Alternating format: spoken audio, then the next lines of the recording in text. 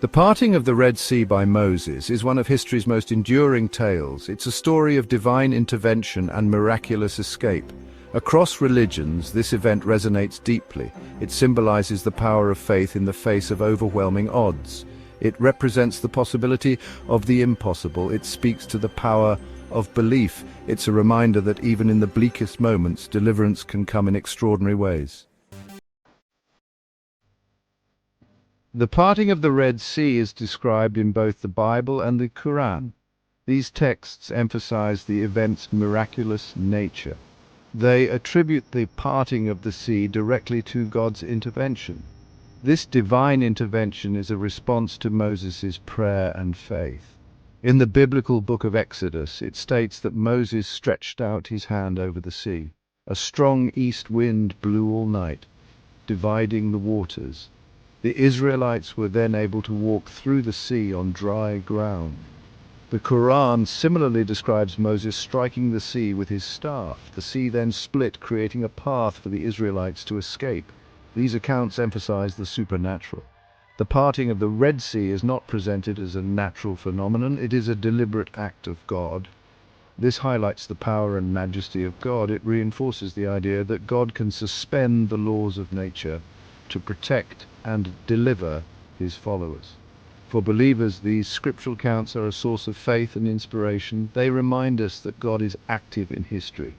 He intervenes in the lives of those who trust in him. These stories offer comfort, hope, and a sense of awe in the face of divine power. While many accept the parting of the Red Sea as a miracle, science offers possible explanations. One such explanation is the wind set-down theory. This theory suggests that strong, persistent winds can impact bodies of water in dramatic ways. Imagine a strong wind blowing consistently over a lake or a shallow sea. This wind can actually push the water away from the shore. It creates a temporary drop in water level. This phenomenon, known as wind set-down, can expose the seabed. This could create a passageway that appears to part the water. The wind set-down theory, while plausible, has limitations. The wind speed required to part a body of water as large as the Red Sea would be immense. Additionally, the seabed would need to be relatively flat and shallow for this theory to hold. While wind set-down could explain smaller scale events, it's less likely to fully explain the scale described in the biblical account. The exact location where Moses parted the sea is debated. Some scholars believe the event occurred at the Red Sea as we know it today. Others suggest alternative locations based on archaeological and geographical evidence. Two such locations are the Lake of Tanis and the Gulf of Suez.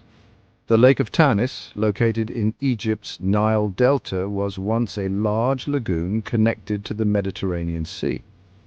Some researchers believe that a strong east wind could have pushed water out of this shallow lagoon. This could have created a temporary land bridge, allowing for a crossing.